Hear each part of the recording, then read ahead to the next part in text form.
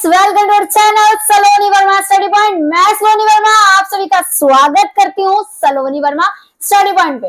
आशा करती हूँ आप सभी स्वस्थ होंगे। आज हम करने जा रहे हैं ancient medieval Indian political thought unit number आ गया 10th का चैप्टर नंबर 11 करने जा रहे हैं हम। तो आज हम पढ़ेंगे बहुत ही बेहतरीन चैप्टर कबीर गुरु नानक के सामान्यवाद के बारे में।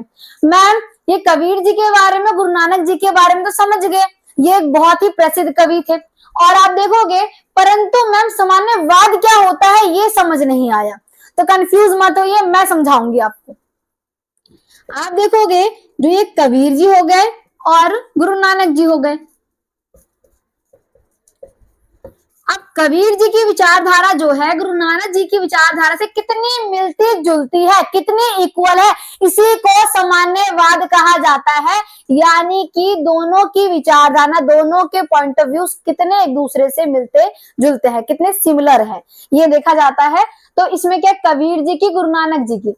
अब देखो, हम देखेंगे परिचय के बारे में कि बेसिकली इस चैप्टर के अंदर हम पढ़ेंगे क्या।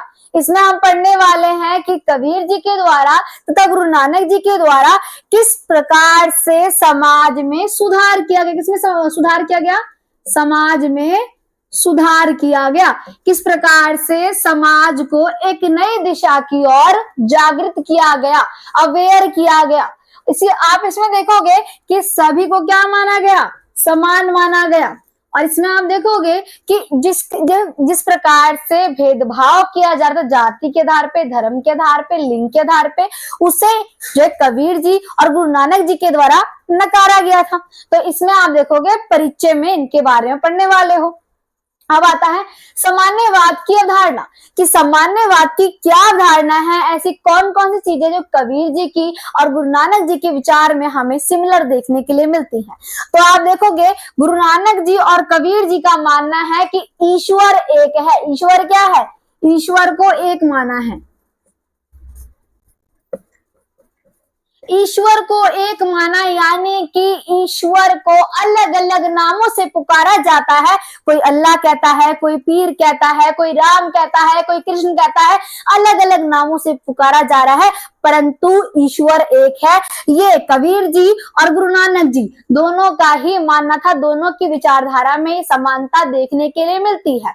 जैसे कि समझाने के लिए आपको आपके घर में आपके माता पिता, आपके भाई बहन प्यार से किसी न किसी नाम से पुकारते होंगे। इसी प्रकार से आपके जो दोस्त होंगे आपको किसी और नाम से पुकारते होंगे। ये क्या है? परंतु इंसान तो एक ही है, यानी आपको अलग अलग नामों से पुकारा जा रहा है, अलग अलग नामों से आपको पुकारा जा रहा है, परंतु आप पर्सन तो एक ही हो ना। वैसे ही जो ईश्वर है उसे अलग अलग नामों से पुकारा जाता है, अलग अलग तरीके से आराधना की जाती है, अलग अलग तरीके से उपासना की जाती है, परंतु ईश्वर एक है। ये सभी का मानना है। किसका मानना है? कबीर जी और गुरु नानक जी का ये मानना था। आप देखोगे कि एक समानता में देखने के लिए मिली क्या, कि इन दोनों का ही मानना है कि ईश्वर क्या है? एक है। अब आप देखोगे कबीर जी और गुरु नानक जी का मानना है कि ईश्वर जो है निराकार है। ईश्वर का कोई आकार नहीं होता है। किसका आकार नहीं होता? ईश्वर का। ईश्वर का कोई आकार नहीं है।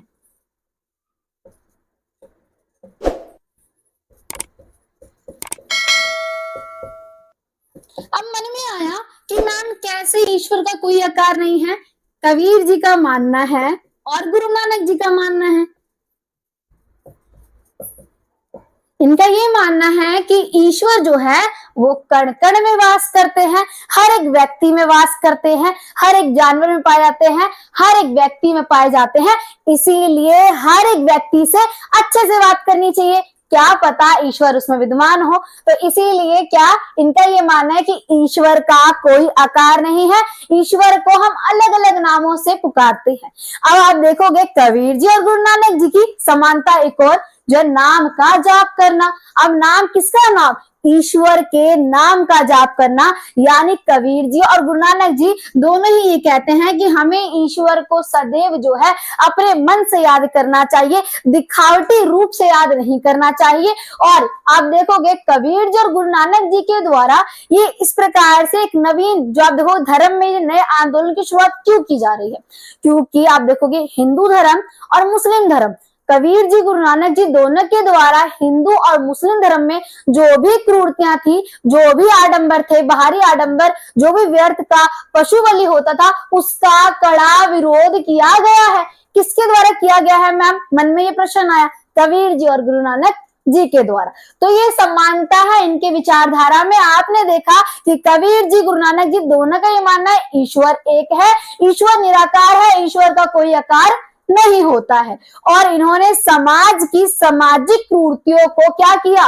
दिखाया और उसे समाप्त करने का प्रयास किया।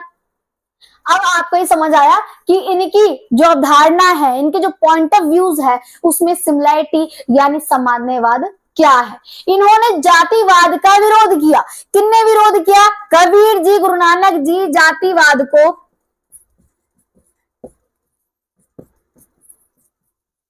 यानी कबीर जी और गुरु नानक जी दोनों ही जातिवाद का खुल के विरोध करते हैं। ये कहते हैं कि जातियों के आधार पर जो वर्ण को बांटा गया है, समाज को बांटा गया है, वो ईश्वर ने नहीं, स्वयं इंसान ने बांटा है। भले ही इसे देवीय व्यवस्था की उपाधि दी गई है, क्योंकि अगर देवीय व्यवस्था की उपाधि नहीं देते तो समाज के प्रत्येक व्यक्ति उसे नकारते, उसे अपनाते नहीं। तो इसका खुल के विरोध किया गया है। किसके द्वारा? कबीर जी और गुरु नानक जी के द्वारा। तो आपका ये वाला पॉइंट यानी कि परिचय भी आपको समझ आ गया है, और दूसरा सामान्यवाद की अवधारणा भी समझ आ गई है कि सामान्यवाद क्या है, सिमिलैरिटी क्या है। अब बात करेंगे हम कबीर जी के बारे में कि कबीर जी का जन्म कहाँ हुआ। और कबीर जी जो आप देखोगे मध्य यानी देखो मध्य युगीन समाज की बात की जाए, ये सबसे प्रसिद्ध कवियों में से एक माने जाते हैं, जिनके द्वारा हिंदू और मुस्लिम धर्म में जो भी आडंबर थे, जो भी क्रूरती थी, उसका खुल के विरोध किया गया और समाज में सुधार के ऊपर इनके द्वारा बहुत ही जो आप देखो बहुत सारे कार्य किए गए थे। आगे समझते हैं इसके बारे में।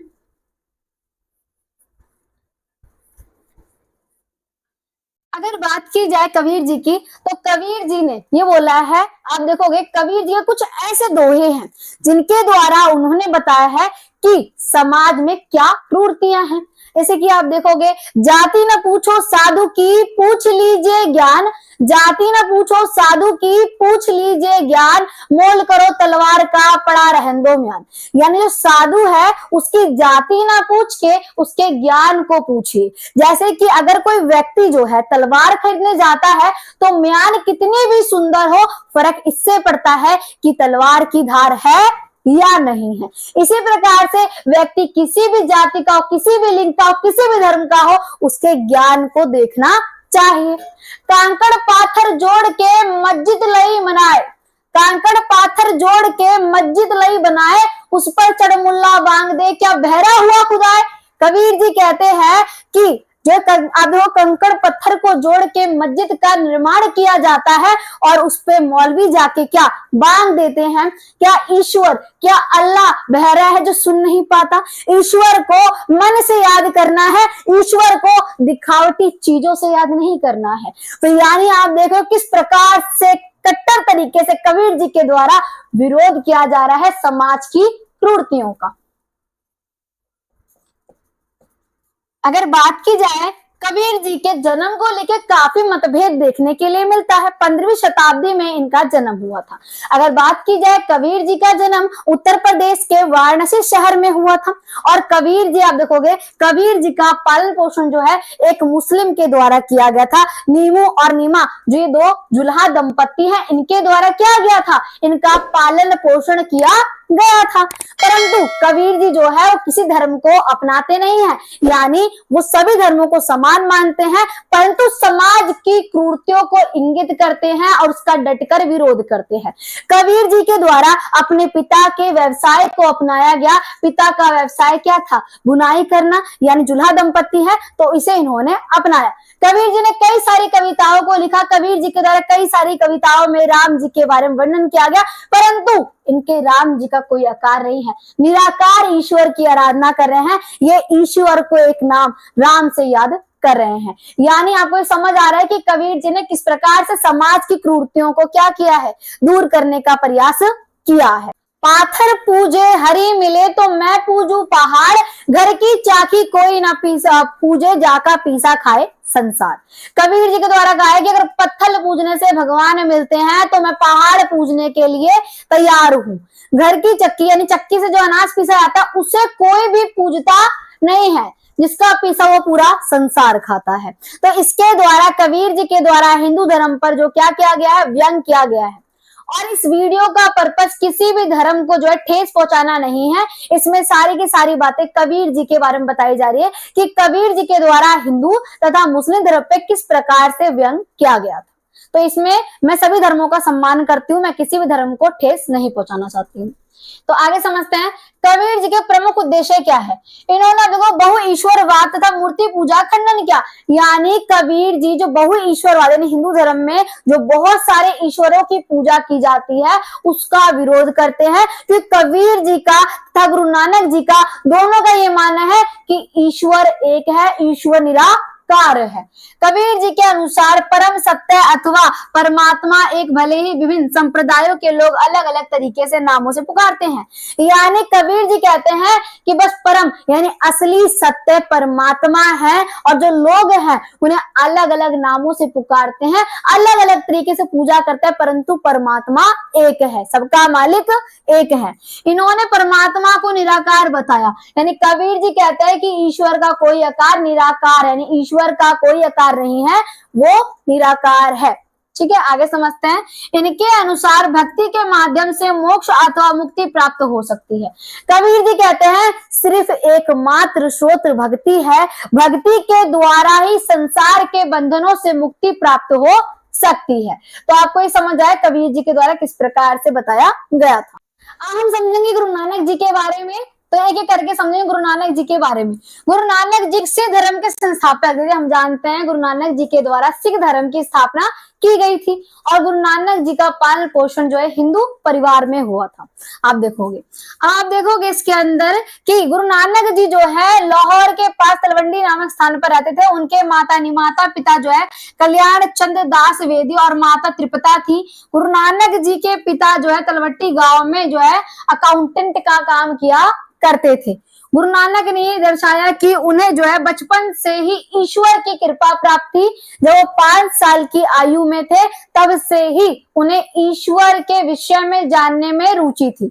गुरु नानक जी के द्वारा जो आप देखोगे कि कहीं ना कहीं समाज में सुधार किया गया।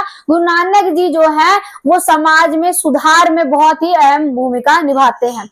नानक नाम जहाज है चढ़े से उतरे पार, जो श्रद्धा कर सेव दे गुरु पार उतारण हार।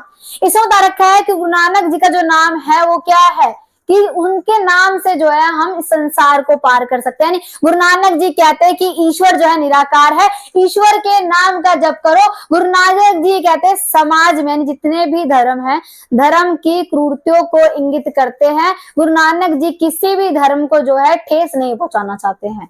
गुरु नानक जी के द्वारा गुरु नानक जी जो है सिख धर्म की स्थापना नहीं करना चाहते थे। उन्होंने जो है क्या किया, धर्म में सुधार किया। उनके अनुयायियों के द्वारा सिख धर्म की स्थापना की गई थी। आप देखोगे गुरु नानक जी कहते हैं जो यहाँ पे जो लोग हैं जातिवाद को मानते हैं, जातिवाद का गुरु नानक जी के द्वारा विरोध किया जाता है।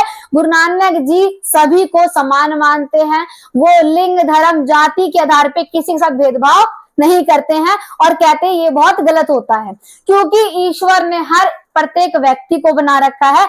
अगर हम किसी के साथ गलत व्यवहार करते हैं यानी कि ईश्वर कोई क्या कर रहे हैं, हम ईश्वर को ठेस पहुंचा रहे हैं। तो आपको समझ आया गुरु नानक जी जो है धार्मिक स्नान का भी विरोध करते हैं। वो कहते हैं हमें क्या स्वयं अपने भीतर स्नान करना चाहिए, हमें अपनी आत्मा को शुद्ध रखना चाहिए। हमें यानी गंगा नहा के या फिर कहीं पे भी जाके नहाने से हमारे पाप नहीं उतरने वाले, हमारे कर्म अच्छे होने चाहिए और हमें ईश्वर के नाम का जाप करना चाहिए। आशा करती हूँ वीडियो अच्छी लगी। वीडियो को लाइक और चैनल को सब्सक्राइब जरूर कीजिएगा अगर वीडियो पर पहली बार आए हैं और ज्यादा से लोगों को वीडियो को शेयर कीजिए क्योंकि वीडियो को बनाने में बहुत ज्यादा मेहनत लगती है। जय हिंद, जय भारत।